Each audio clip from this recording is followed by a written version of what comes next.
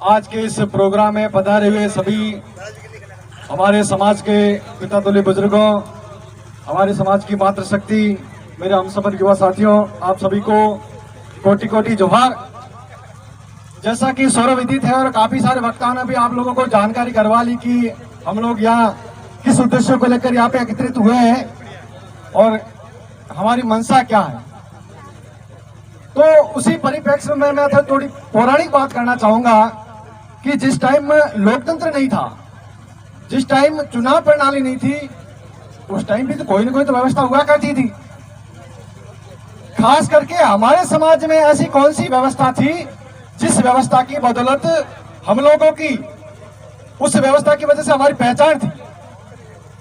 पुराने टाइम में हमारे भील समाज के अंदर, हमारे आदिवासी समुदाय के अंदर कबीले हुआ करते थे। आज भी दूर दराज ढाणियों में, गांवों में ऐसा सुनने को मिलता है कि ये फलाना कबीला है। तो पुराने टाइम में जो कबीले हुआ करते थे, उस कबीला में इस प्रकार की व्यवस्था थी कि उस कबीले के अंदर एक सरदार था और वो सरदार पूरे के पूरे परिवार की, उस परिवार की सभी लोगों की इच्छा से, उस परिवार के उन लोगों के सहयोग से, उन लोगों के साथ से उस सरदार को बनाया जाता था। वो सरदार उस कबीले की रक्षा करता था, उनका प्रतिनिधित्व करता था। धीरे धीरे वो व्यवस्था परिवर्तित हुई, उस व्यवस्था में धीरे धीरे परिवर्तन आया और भारत आजाद हुआ। उसके बाद में भी हमारे पंच पटेलों के, हमारे ग्रामीण परिवेश में आज भी हमारे समुदाय में इस प्रकार की व्यवस्था विद्यमान है। लेकिन उस व्यवस्था को इस लोकतांत्रिक प्रणाली ने कई हद तक दबाने का प्रयास किया और उसमें वो लोकतंत्र प्रणाली है, वो काफी सारी कई तरीके से वो सक्सेस भी हुई, सफल भी हुई।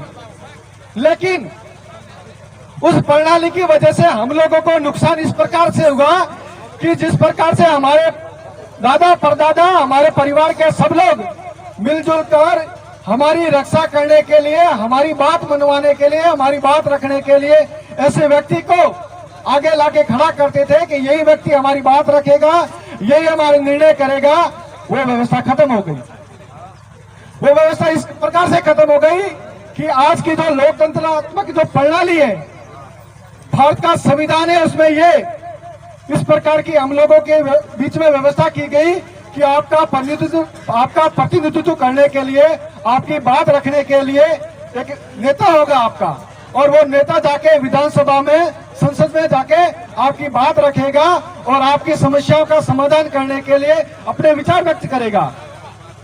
लेकिन वो व्यवस्था आज के टाइम में पार्टियों तक, राजनीतिक दलों तक सीमित हो गई है।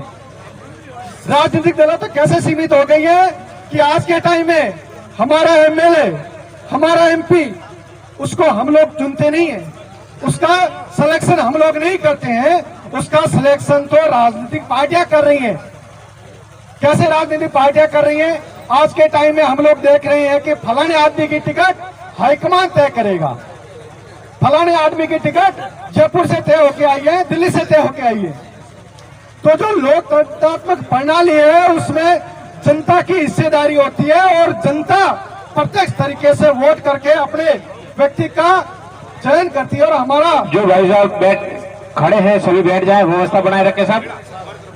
थोड़ी देर और, 2-1 वक्ता और बचे हैं। देखो एक बार सभी विराजे साहब। तो इस प्रकार की जो व्यवस्था का निर्माण किया गया है, ये लोकतंत्रात्मक व्यवस्था न होकर के एक राजनीतिक पार्टियों की व्यवस्था हो गई है।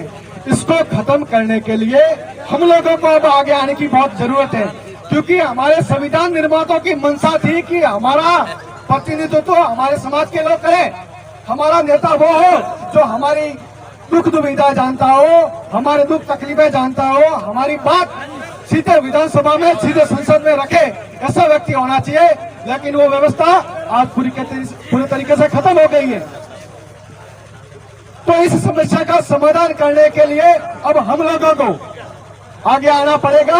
हम लोगों को समझना पड़ेगा कि हमारे ऊपर जो कलंक लगा हुआ है कि भील और भील सिर्फ और सिर्फ दारू के पीछे वोट देते हैं, भील समाज सिर्फ पैसों के पीछे वोट देता है, ये धारणा, ये मनसा उन लोगों के दिमाग में खत्म करने के लिए हम लोगों को जागरूक होना पड़ेगा।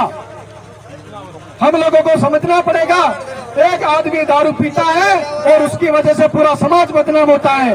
उस समाज की बदनामी को दूर करने के लिए हमारे आसपास में जितने भी जनप्रतिनिधि, चाहे वो कांग्रेस के आए चाहे वो बीजेपी के आए, आप उनसे सवाल कीजिए, आप उनसे प्रश्न पूछिए कि आपने 5 साल तक हमारे हित में क्या काम किया, आपने हमारे गांव के लिए क्या भला किया या फिर हमारे समाज के लिए क्या भला किया। आप तो सिर्फ उनको एक ही सवाल पूछना कि जब विधानसभा में और संसद में जब अनुसूचित जाति और अनुसूचित जनजाति के ऊपर डिबेट होती है या फिर उनके हक अधिकारों के लिए जब बात होती है कि इनके लिए क्या किया जाए क्या नहीं किया जाए, उस टाइम क्या आप पार्लियामेंट में उपस्थित होते हो? जब भीलों के बारे में, उनके हितों के बारे में, उनके कल्याणकारी योजनाओं के बारे में पार्लियामेंट में और विधानसभा में जब बात रखने का उनको एमएलए एमपी को मौका दिया जाता है, तब हमारे एमएलए एमपी वहां उपस्थित ही नहीं होते हैं। तो अब इसलिए हम सब लोगों को थोड़ा सचेत होने की जरूरत है। और दूसरी चीज कि जब राजनीतिक पार्टियों की बात करें तो हमारे समाज के लोग गांव में सरपंच भी बनता है, एसटी की सीट आती है तब भील बनता है, या फिर प्रधान की सीट आती तब भील बनता है। तब हमारा प्रत्येक तरीके से वो प्रतिनिधित्व तो नहीं करना, वो सरपंच या फिर प्रधान वो भील समाज का न होकर के उसका जो नेतृत्व करता है, जो उसको हैंडलिंग करने का जो काम करता है, वो व्यक्ति खुद नहीं करता है, उसकी जगह पे वो दूसरा करता है। तो इसलिए हम लोगों को खुद को समझना पड़ेगा, सक्षम होना पड़ेगा। और इस बार हमारे समाज के आदरणीय ताराराम जी ने एक हिम्मत की है और ये जो पहला जो कदम आदमी जो बढ़ाता है वो बहुत ही बड़ा चुनौतीपूर्ण होता है और इस कदम का हम लोगों को दिल खोल करके स्वागत करना है। आप लोगों के पास 1 रुपया हो ना हो, आप लोग ताराराम जी को पैसे दो ना दो, आप लोग ताराराम जी के साथ कंधे से कंधा मिला के खड़ा रहना है कि साहब मैं भूखा हूँ, प्यासा हूँ, मेरे पास पैसे नहीं है, लेकिन मैं आपके साथ भूखा प्यासा आपके वोट के लिए, अपने समाज के हित के लिए दूसरे लोगों के भी पास जाऊंगा और आपके साथ आधी रात को भी आपके साथ चलता रहूंगा। ये अगर हम लोगों ने संकल्प ले लिया, हम लोगों ने ठान लिया, तो ये हमारे समाज की जीत होगी। क्योंकि जिस व्यक्ति के साथ समाज खड़ा होता है उस व्यक्ति को कोई नहीं हरा सकता। इसका 2 बड़े उदाहरण है, अभी वर्तमान में विधानसभा के चुनाव में देख लिए होंगे। बाड़मेर विधानसभा से प्रियंका चौधरी जी थी, उसके साथ पूरा समाज खड़ा था और उधर शिव वहां रविंदर सिंह के साथ पूरा समाज उसके साथ खड़ा था। तो जिस आदमी के साथ समाज खड़ा होता है उसको दुनिया की कोई ताकत नहीं है, वो हरा सकती है। तो आप लोग ताराराम जी के साथ कंधे से कंधा मिलाकर खड़े रहोगे, ऐसा इनको लगना चाहिए। ऐसा नहीं हो कि ये ताराराम जी चुनाव लड़े और आप जाके कांग्रेस और बीजेपी के कार्यालय में जाके बैठे कि मोरे गौरव तो सरपंच है जो कांग्रेसी है, या फिर मोरे गौरव फलाणो आदमी है जो बीजेपी रो है, उंगरे कहने में जाए हो जाए बे रहो। ये चीज नहीं होनी चाहिए, क्योंकि एकला जाओला तो समाजी तो ही नोला कि थारो आदमी तो फलाणे कार्यालय में बैठो है, थे एक समाजी बात कर रहे हो। श्री ताराराम जी ने जो है अपना कार्यक्रम रखा, आप सभी को यहाँ पर आमंत्रित किया, मैं मैना साहब का भी धन्यवाद करता हूं। बात यह है कि हम यहाँ इकट्ठा क्यों हुए, कोई तो बात होगी, बिना बात के तो कोई इकट्ठा होता ही नहीं है। तो बात यह है कि पिछले 3 महीनों से माननीय शासक श्री ताराराम जी मैणा साहब और भैरूलाल जी नामा साहब, इनके द्वारा मताधिकार प्रयोग का एक कार्यक्रम आयोजित किया गया और लगातार 3 महीने से ये कार्यक्रम चल रहा है। इस कार्यक्रम में पहले मैणा साहब का चुनाव लड़ने का तो शायद आप सभी समाज वाले जब इजाजत देंगे जब ये भी आगे छोसेंगे, लेकिन जहां भी गए एक ही बात सामने आई इन्होंने कहा साहब कि हाथ और फूल हमारी भूल, हाथ और फूल हमारी भूल। तो साहब हमारे समाज के लोगों ने, एसटी वालों ने, एससी वालों ने कहा सब हाथ और फूल भूल, तो साहब वोट किसको दे? समस्या हो गई, समाधान तो होना चाहिए ना। तो 3 महीने हुए मताधिकार के बारे में, संविधान के बारे में आप लगातार हम लोगों को हमारे बीच में गांव गांव, ढाणी ढाणी, घर घर जाकर बता रहे हैं। तो लोगों से बात निकल के आई साहब, अगर आप हमें जागरूक कर रहे हो, हम जागरूक भी हो गए, अब वोट कहां दें? वोट दें कहां? आप कह रहे हो हाथ को भी देना भूल है, फूल को भी देना भूल है। तो लोगों से, लोगों के सुझाव आने लगे कि साहब एससी से खड़ा कर दो। तो एससी वालों से भी मंत्रणा हुई, तो कि नहीं, इस बार तो एसटी को। तो माननीय ताराराम जी मीणा साहब के सामने ऐसे प्रस्ताव आने लगे, साहब हमें थे मोने हैं जागरूक तो करो पड़े साहब, वोट में तो थोनी दी हो पड़े। ऐसे लोगों के विचार हैं। अब ये तय तो समाज को करना है। किसको करना है? समाज को करना है। मीणा साहब तय नहीं करेंगे, तय हम समाज को करना होगा कि साहब आप आने वाले 2024 के लोकसभा चुनाव में हमारी समाज की सर्वसम्मति से आप तैयार हो जाओ, हम आपके साथ हैं। ऐसा अगर हम यहां जो बैठे हुए हैं, हमारे पंच पटेल बड़े बुजुर्ग जो बैठे हुए हैं, ये तय करेंगे तो आगे का फैसला माननीय शासक साहब की ओर से लिया जाएगा। अगर आप समाज के सभी समाज बंधु जो यहाँ पधारे हैं और जो नहीं पधारे हैं, उन तक भी ये संदेश जा रहा है, क्योंकि यहाँ पर लाइव चल रहा है।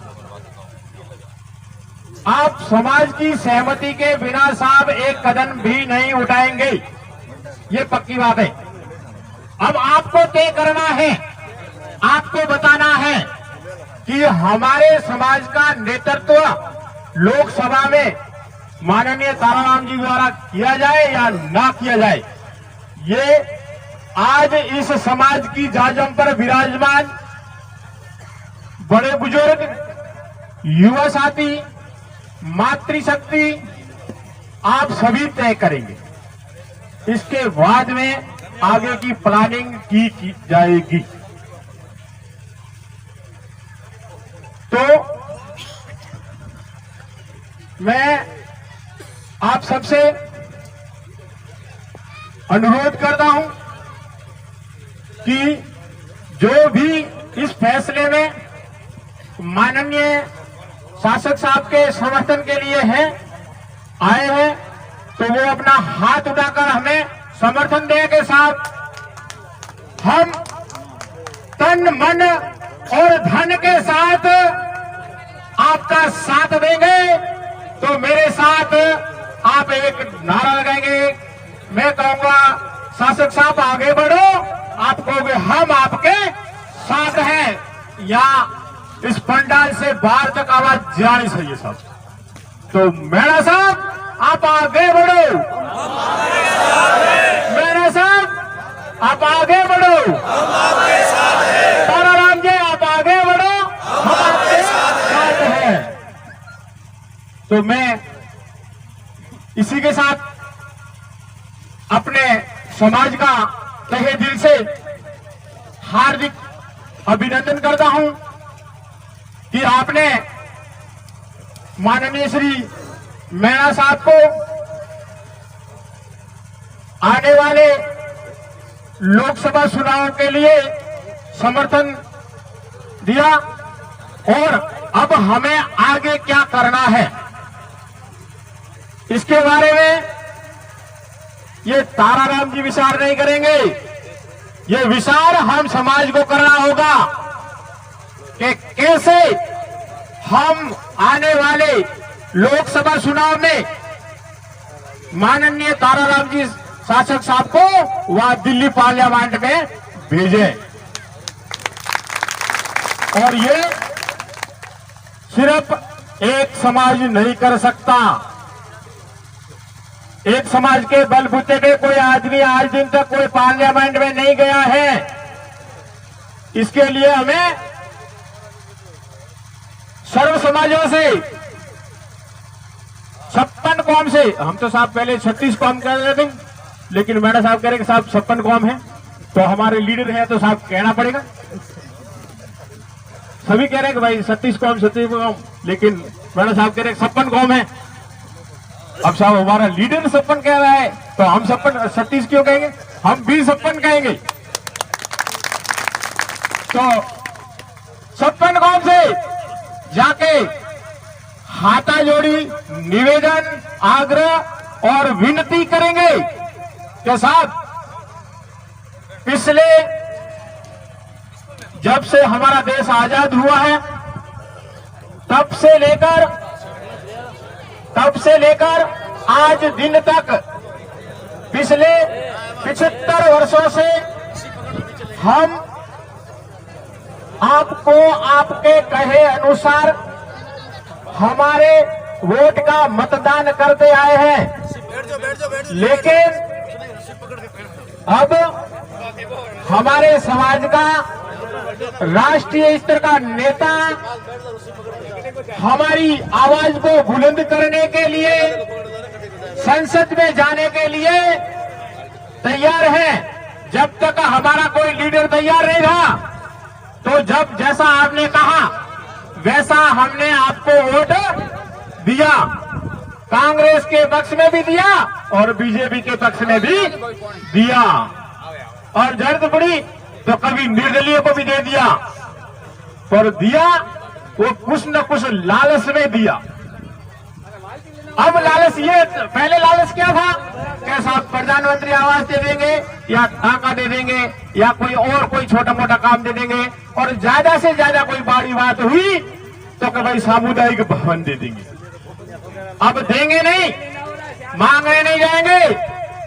अब तो हमारा नेता वहां भेजेंगे और आप हमारे सामने मांगने के लिए आओगे, साहब हम गणतंत्रों को कौन नहीं दे रहा। और ऐसा कब होगा? जब हम अपने समाज के सभी बंधु अन्य समाजों से जाकर विनती करेंगे, साहब इस बार तो वोट हमारा, आपका वोट हमें मिलना चाहिए। सब कहने को तो बहुत बड़ी बातें हैं, बहुत ज्यादा है। आज तो खुशी हो रही है। पहला कभी भी मीटिंग सम्मेलन में जाते हैं, बोलने का मौका मिलता है तो साहब मेरे जैसे बिना साफे वाले लोग मिलते हैं, लेकिन आज तो मेरा सर्व समाज बैठा सब, और बुजुर्ग बैठे हैं। सबसे बड़ी बात तो ये है, और इन बुजुर्गों द्वारा, पंच पटेलों द्वारा अगर ये निर्णय ले लिया गया कि हमारे समाज का नेतृत्व करने के लिए हमारा लीडर होना चाहिए, तो शायद आगे ऐसा मौका नहीं मिलेगा। और बात मैं अपने युवा साथियों के भविष्य की भी कह दूं कि ये 2024 के बाद अगर मोदी सरकार आ गई तो हमारे बच्चों का भविष्य, रोजगार खत्म है सब। 2-4 दिन पहले मैं एक मोबाइल पे वीडियो देख रहा था, उसमें मोदी जी का भाषण था। वो कह रहे थे भाई आने वाले टाइम में आरक्षण खत्म करेंगे, और आरक्षण होते हुए भी मेरे युवा साथियों की नौकरी नहीं लग रही है, तो आरक्षण खत्म करने के बाद लग जाएगी क्या? नामुमकिन है साहब। तो हमें हमारा नेतृत्व करने के लिए हमारा नेता खुद स्वयं को चुनकर भेजना होगा। अपन 75 साल से वोट देते आ रहे हैं और अपनी कोई वैल्यू नहीं है। वैल्यू को अपन को कैसे बढ़ाना है, अपन का जब तक नेतृत्व करने वाला आगे जाएगा। संसद में बाबा साहब ने भी कहा था, बाबा साहब के जब जगह जगह पे मोती लगे हुए ऐसे हाथ करके खड़े, इनकी अंगुली ऐसी है। तो उनका कहने का मतलब ये है कि आप जो निचले पायदान पे हैं, आप उठो, खड़े हो और आप जाओ और संसद में आप अपनी लड़ाई लड़ो, इस संविधान को बचाओ। उनका ये संदेश है। तो बाबा साहब को उनकी बातों को जीवन में उतारते हुए उनकी बातों को अपना फॉलो करना पड़ेगा, तब जाके अपन कोई पद पे चढ़ेंगे, अपनी जीत हासिल होगी और अपन आगे बढ़ सकेंगे, अपना समाज का अच्छा नेतृत्व होगा, अच्छा विकास होगा। तो अभी हो इसके बारे में भी अपने को खासकर ध्यान होगा। ये बातें कब संभव होगी, जब हमारा ही आदमी, हमारा सच्चा प्रतिनिधित्व करेगा, हमारा आदमी आगे बढ़ेगा, हमारी बात रखेगा, तब तक ये संभव है, नहीं तो कोई संभव नहीं है। अभी